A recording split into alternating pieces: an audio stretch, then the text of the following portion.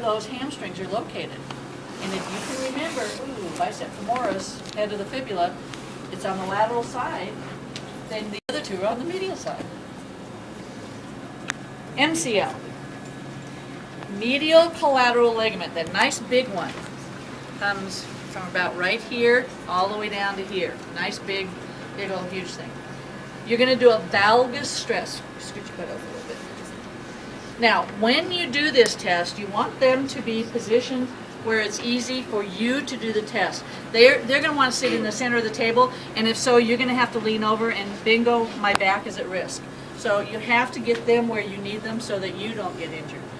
So what I'm going to do is I'm simply going to put my hand at the knee on the lateral side because I'm testing the medial collateral. My other hand is at the ankle on the medial side, and I'm simply going to hold my hand at the knee steady. It's my fulcrum, and I'm going to pull this direction. Now, should the knee bend this way? No. Hope not. So if it does, that's a problem.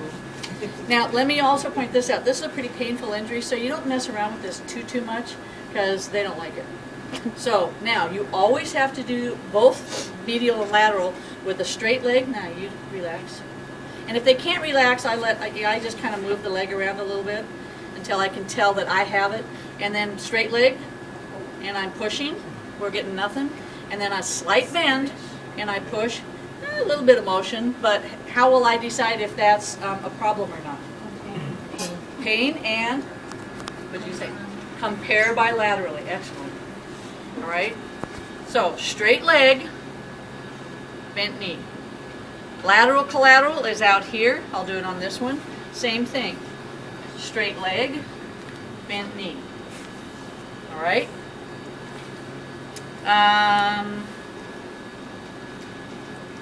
ACL. ACL and PCL are hard to, now I might on the test, I might say, show me where the medial collateral ligament is. Medial, toward the center. It's right here. Oh, how would you test for that? Oh, well, you do a valgus test. Oh, do you know the name of the test? If you don't know the name of the test, I might ask you. We'll ask. So I can point to and show you where the medial and lateral collateral ligaments are. Anterior and posterior cruciate are a little tougher.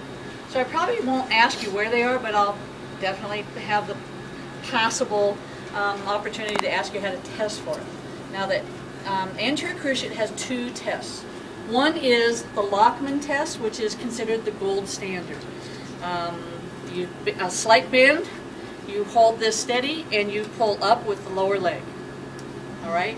Now, if you have small hands, or you're just not used to that, sometimes that's a tough one. But if the ACL is injured, I usually get a rise out of them. And if I'm not sure, then I'll go to the anterior drawer. You have to make sure the foot is stable, so you kind of lean on it or sit on it. Fingers go behind in the popliteal space on the calf. Thumbs at the joint line, and you're simply going to pull. That's all you do is pull. You're going to yank. Okay?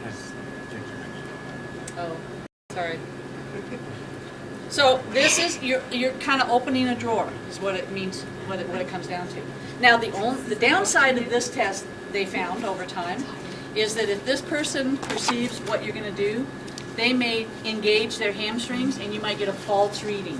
When you do the Lockman test, they can't engage their hamstrings and fight you. They can try, but they're not very good at it. Okay? So it's the Lockman or anterior drawer. All right? I tend to use the anterior drawer more. I'm starting to use the Lockman a little bit. But when I went through school, the Lockman didn't exist. And so I never learned it when I went through school. I had to learn it as time went by. And it's just not something that I find natural. And besides, am I the last stop? No, who is? Team position. If I am suspicious, whoop, off they go. Or meet him here. Posterior cruciate. Two possible tests. One, actually I find them both very simple. One of them you can do after you do the anterior drawer. It's the posterior drawer. You simply, hands are in almost the same position, but your thumbs are a little closer together, right on the tibia, and you simply push straight back. and see if it gives. All right? The posterior sag is probably one of the easiest tests you'll ever do in your entire life. See this tibial tuberosity right here? When there's no PCL, it can't hold the tibia in place, and so what happens is the tibia simply does this, and it just, with gravity, it just shifts backwards. And even though the tibial tuberosity is still there, it doesn't seem like it is, because that bump is gone. And so you simply compare the two. All right? Now, in the book, it tells you to do this. Go ahead and lay down. To hold their legs like this, and then you relax. Yeah, there it is. And then look. Now, which one am I going to choose? The one you don't have to pick up the legs. Yeah, pick up their legs. Especially if it's a guy. Yeah, especially if it's a big guy. They're heavy. And I will tell you, when our team physician does this test, this is exactly how he does it.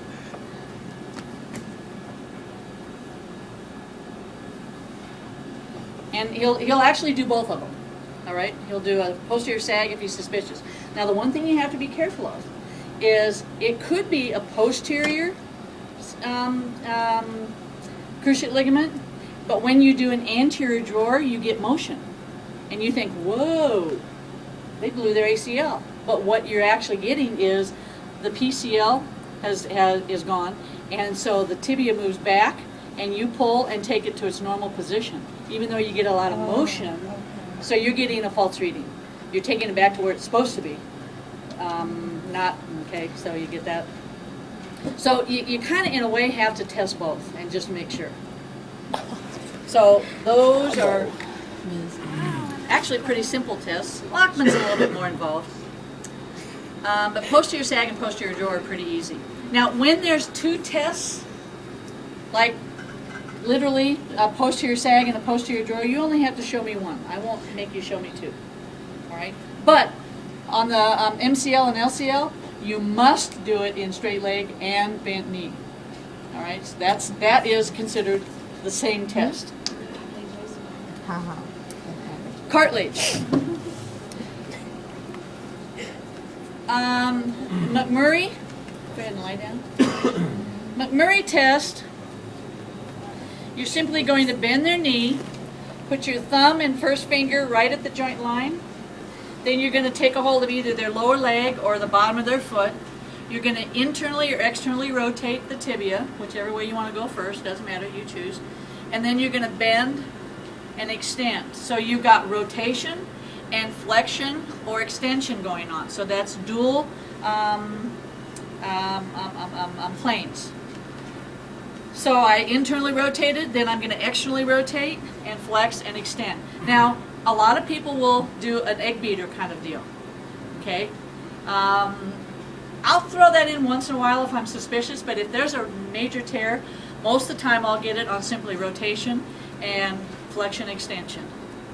I can feel her popping, but it's your kneecap, isn't it, right there? Now, let me point this out. What we're looking for is a couple of things, about really three things. You're looking to see if there's clicking or popping underneath your thumb and or forefinger, here. If you feel clicking or popping underneath the palm, that's the kneecap tracking forward. Okay, so the clicking and popping can't be here, it has to be here. The other thing you look for is if they get to a point where they can feel that thing's going to click, you'll get to a certain spot and they'll resist you. They won't let you go there. They don't like it because they know what's coming. And so you start to bend or extend and you're running into resistance. All right, and you ask them, does that hurt? But sometimes it doesn't really hurt, but it just does this clicky poppy thing, and so you compare notes. And either sometimes I will ask, or sometimes they will ask me first, hey, did you feel that? And I'll say, yeah, here, a little, right there, yeah. Okay, so that's what we're looking for with McMurray. If we get a positive with McMurray, we'll go to Apley. Go ahead and flip over on your stomach.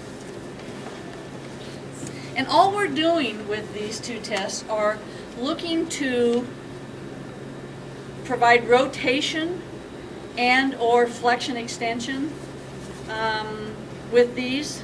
at the joint. So on Apley, you simply take them to 90 degrees.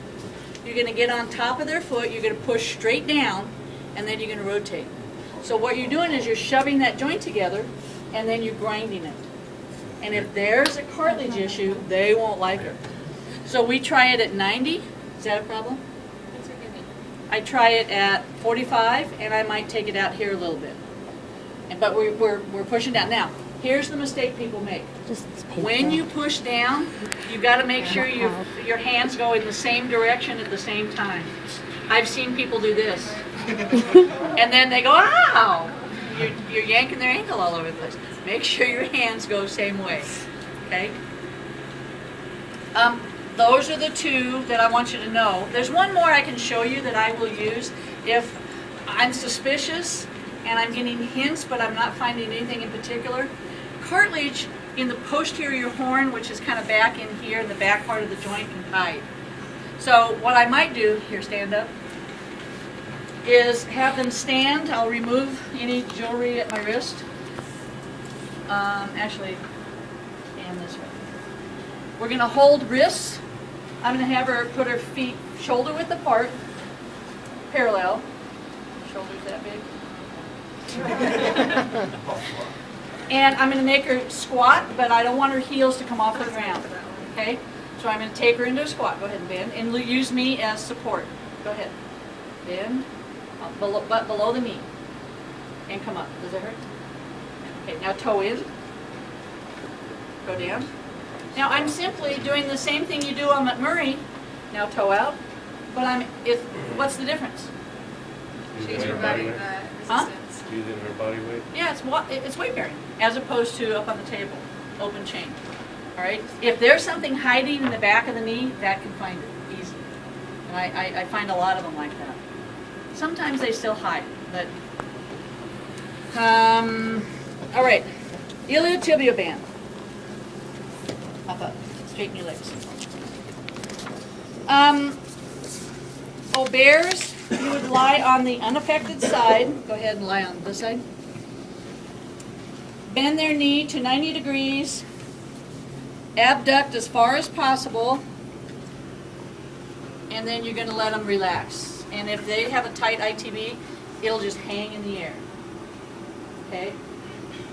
I'm not a real big fan of that one. What I like instead, here, stand up. Face these guys. Now, stand on an injured leg. Pick one. I don't care. And just slightly bend your knee and stand up. That's too far. Okay, just a slight bend and up. 30 degrees, slight bend and up. Okay. If there's a problem at the knee with the iliotibial band, quite often this will find it. Because what the ITB does, go ahead and hop left here again, is it gets so tight that it right along here, it pushes right up against the condyle, and every time they bend their knee, ever so slightly, it goes doing, doing, doing, across that bone. And after a while, it hurts. So what you've got to do is identify that that's what you're dealing with, and then get them to stretch. Now to find the ITB, put your fingers on, here I'll do it on both sides, put your fingers on the bicep tendon, and then just go straight up. The next structure you run into, the huge thing is the ITB. You follow that down, and as you cross the joint, you can feel that bony structure right there that it goes right by, and then it comes down here and attaches. Okay? So find that bicep femoris tendon.